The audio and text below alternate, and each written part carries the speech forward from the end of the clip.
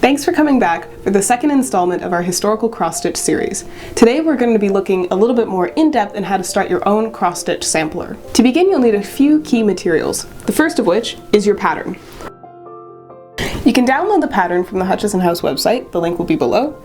There's quite a few designs that you can choose from. All of the patterns have been created by taking a look at the stitch numbers in these girl samplers that were mentioned in the previous video, putting them into a digital platform, turning them into a PDF to be able to download from your home and print and create your own.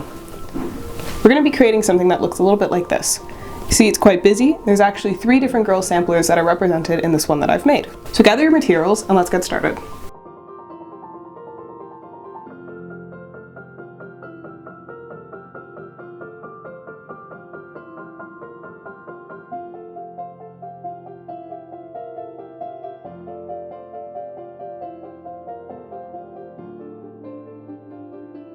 The first step is you'll want to prepare your cloth and then grab the color of thread that you'd like to be working with. I'm going to be doing a simple border in brown thread.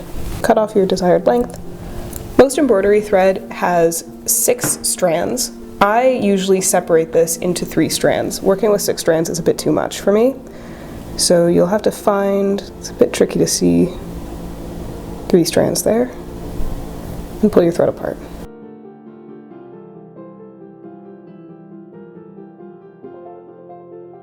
Once you have your needle threaded and your pattern selected, you're ready to get started.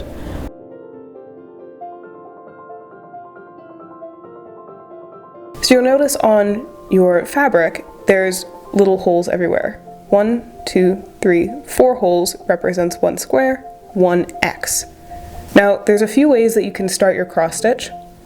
I don't knot my thread, and the reason why is because the back of your work will be very bulky. You don't need to do it. So to begin, I'm going to start on the bottom left, so right here, bottom left hole.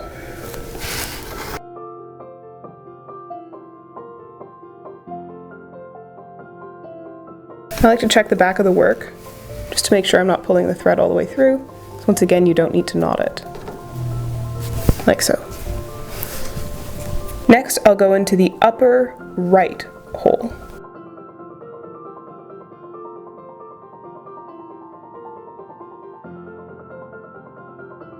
The direction in cross stitch is very important because it's very easy to tell which way your X's are going. So for this reason, I like to do all my stitches in one direction, going one way, and then coming back the other. So since we're only making a straight line, I'll do all of my stitches going from the bottom left to the top right to the certain point, and then I'll do the bottom right to the top left on the way back.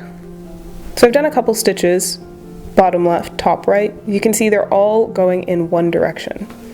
So to complete the look with the full X's, let's go the other way. Starting at the bottom right to the top left,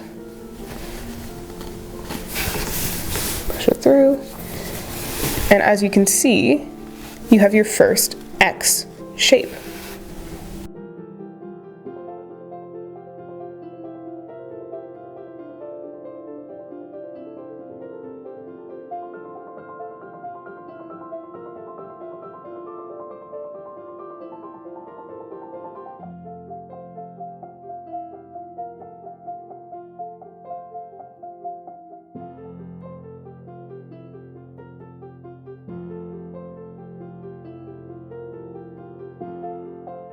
Alright, so after coming back and doing the bottom right to the top left, you can see we have a nice row of X's. Now, once again, the reason why I like doing this in one direction is when you flip to the back, you can see the work is very clean and there's not a lot of bulk.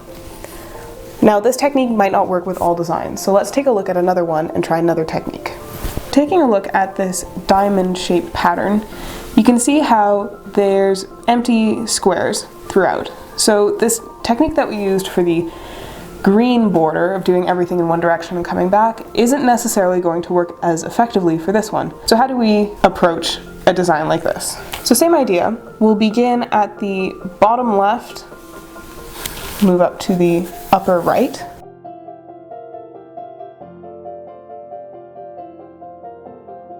Check the back of your work, make sure that you don't pull all your thread through. Hold it in place.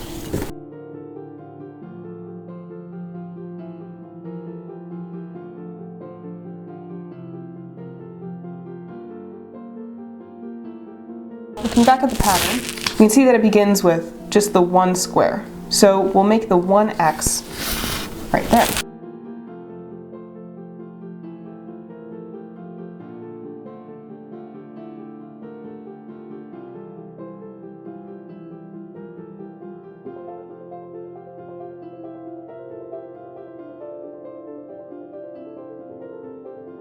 This technique is really all about doing one square completely at a time instead of starting multiple and then finishing them on the other direction. So by doing this, you waste less thread and there's a lot less bulk in the back. So let's do the second row.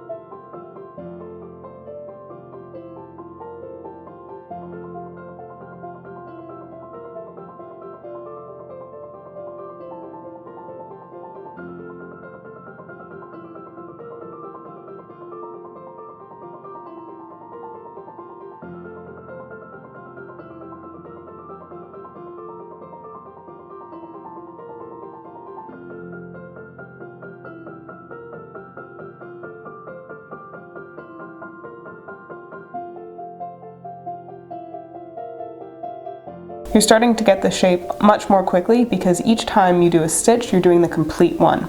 Skipping squares is something that you'll find comes up in quite a few patterns, and it's marked in a pattern by having an empty space. So first, what is the anatomy of a stitch? A stitch has four corners: bottom left, bottom right, top left, and top right. Being able to identify how to create a stitch using these four corners is the first step in being able to figure out how to skip a square.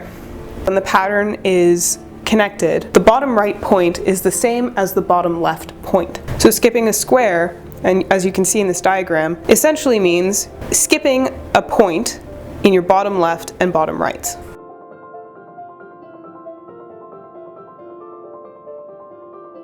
Once again, thanks so much for joining us for the Historical Cross-Stitch series. If you feel inspired to make your own sampler and would like to share on social media, don't forget to tag Hutchison House Museum and use hashtag HHXStitch. We'd love to see your work. We hope that you enjoyed this project.